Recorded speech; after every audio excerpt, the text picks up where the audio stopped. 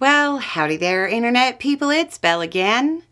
So today, we're going to talk about Senate Republicans saying no to the House budget resolution. As we have repeatedly talked about, the budget reconciliation process is multi-step and complicated. It requires the House and the Senate to first agree on a budget resolution. That's what the House adopted this week. The Senate had not agreed in advance to that framework, even informally. It took less than 24 hours for it to become incredibly clear that when it comes to the question of the Senate Republicans agreeing to the House framework, well, the short answer is likely no. Long answer is heck no. That's actually a quote, except Senator John Kennedy didn't say heck. He used a different word. There are normally disagreements at this stage of the reconciliation process, but it's the nature of the disagreements that will prove to be the most troubling. Remember over in the House, the issue to getting it through were the fiscal hawk objections, who felt the services cuts weren't deep enough and the tax cuts were too deep. They rightly said the plan being sold to voters as something to help with the national debt adds to it, not reduces. Well, in the Senate, a number of Republicans have publicly said they thought the services cuts went too deep and the tax cuts didn't go far enough. Then, the electoral concerns for senators are even sharper. Senator Josh Hawley of Missouri, who has been described as a progressive or a liberal by exactly 0 people over the course of his career, said he is, quote, not going to vote for Medicaid cuts.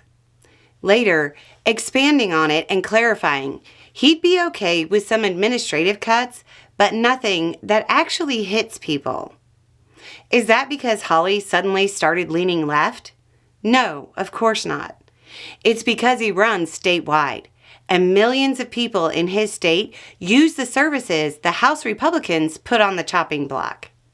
That video I did over on the roads, going over the districts where GOP members won their last election by less than the number of people projected to no longer be enrolled, picture that, but on a statewide level.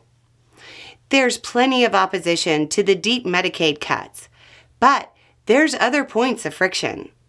The House Republican plan calls for almost $250 billion in agriculture cuts over 10 years.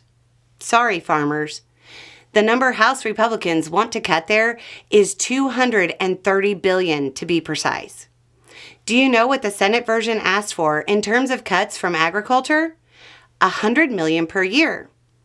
So a total minimum of $1 billion over the 10-year window. With big numbers, people tend to zone out. This is the difference between a coworker asking you for $10 for lunch and a coworker asking you for $2,300 to pay their mortgage. That's going to take a bit more than the normal Capitol Hill negotiations to overcome. Senate Majority Leader John Thune said, quote, it's complicated, it's hard. Nothing about this is going to be easy. That might be the Capitol Hill understatement of the year.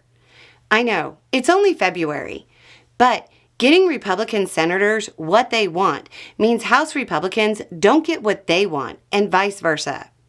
With both chambers operating on razor-thin majorities and Democrats firmly in opposition, that's a problem for Republicans.